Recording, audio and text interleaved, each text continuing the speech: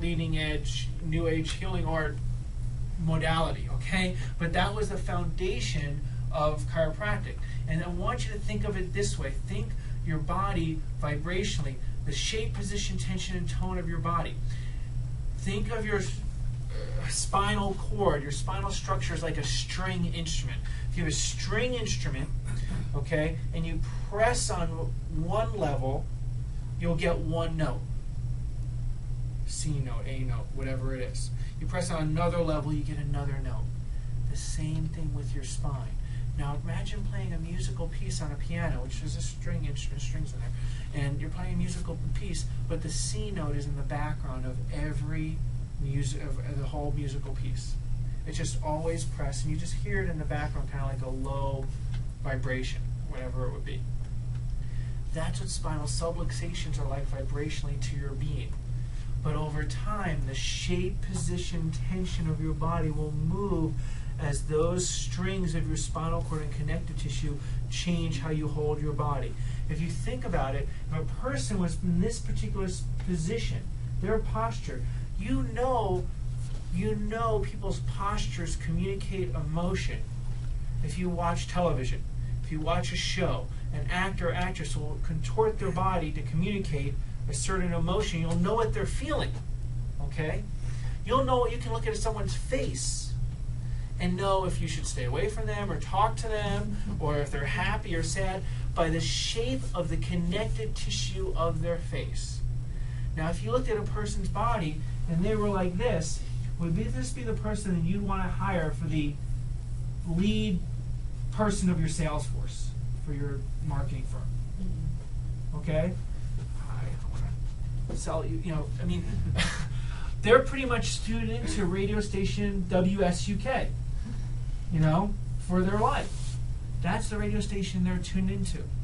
If the person's body is more like this, okay, they're going to be more tuned into WJOY, okay, in terms of what their body can receive.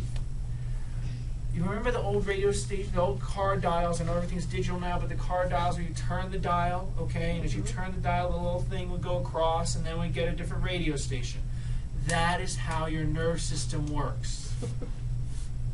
Depending on where there's pressure, you might be getting the rock station or the blues station or the jazz station or the muzak station, God forbid, or the classical station or whatever it might be. Imagine getting in your car. As soon as you turned on the key, okay, you got the heavy metal station no matter what, and you couldn't turn it down. It was the whole way you drove in the car.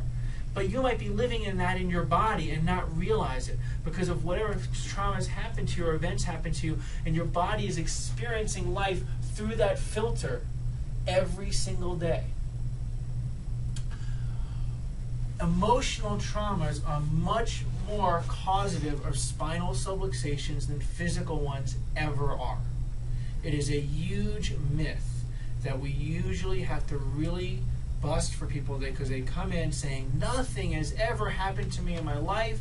I've had a perfect life. I've never fallen, and I'm 40. But I've never had physically anything happen, and then I picked up a piece of paper last week, and now this happened, so something's got to just be able to fix me the way I was a week before.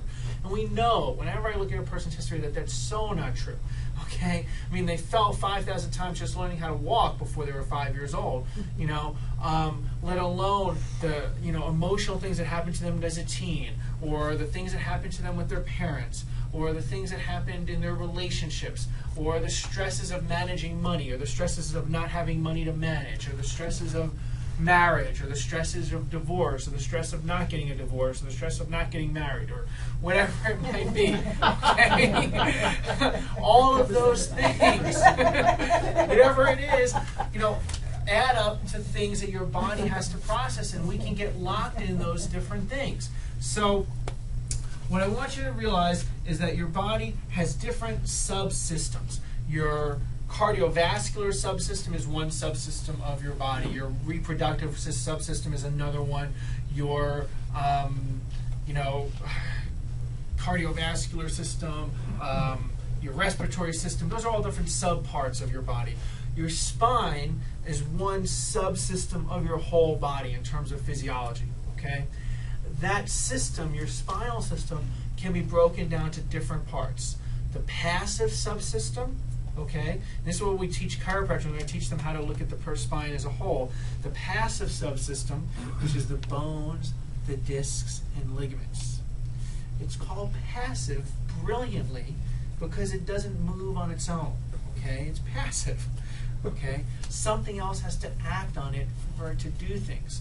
Now, those discs are actually loaded with receptors to report back to the brain where they are in space. And actually, I've recently read that they're thinking of reclassifying discs as organs in themselves because they meet a lot of the qualities of what an organ is.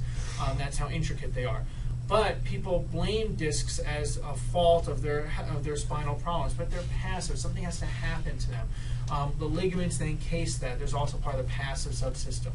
Passive subsystem is kind of like a transducer. It can send information back and forth, but doesn't actually do anything. Okay, just sends. It's the radio signal.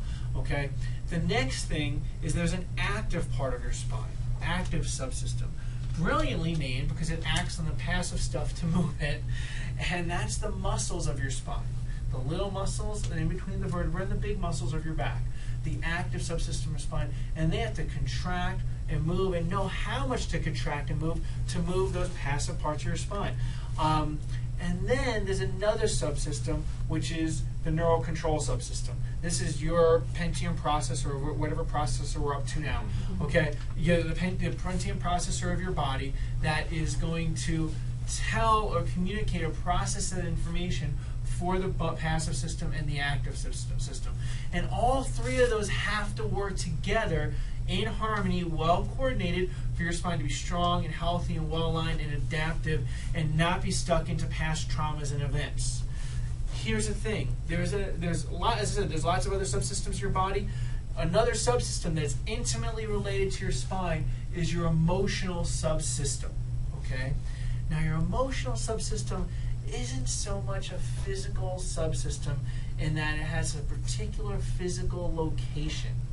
In other words, what I want you to understand is your emotional subsystem, even though this is not common knowledge, is not in your brain. Your emotional subsystem is not in your brain. There's a landmark book written by Candace Pert called Molecules of Emotion. Very good read. And she talks about network care and how brilliant it is in her book. And she's a leader in, I think it's called psychoneuroimmunology, if I remember correctly. But anyway, and I got to adjust her once on a table next to Boulder Creek. She was giving a lecture at Naropa, and I saw her so low, and she asked me to adjust her. But she wanted to get adjusted next to Boulder Creek, so we brought a table outside. But anyway, and she used to go to a lot of the network transformational gates and programs. But in her book, she talks about that there are molecules of emotion that float through your whole body. And when people say, I'm having a gut feeling, that is very physiologically true. You feel emotions in your gut, as well as in your spinal cord, as well as throughout your body. And what happens is there are literally molecules. You can say there's molecules, to simplify it conceptually. There's molecules that relate to love. There's molecules that relate to anger. There's molecules that relate to hate. For you to experience bliss, for you to experience love, those molecules, if you remember very basic biology, have to lock, that whole lock and key thing that you learned somewhere in high school biology. Those molecules have to lock to the cell membranes for you to experience those particular emotions. That's the concept of her book that she studied.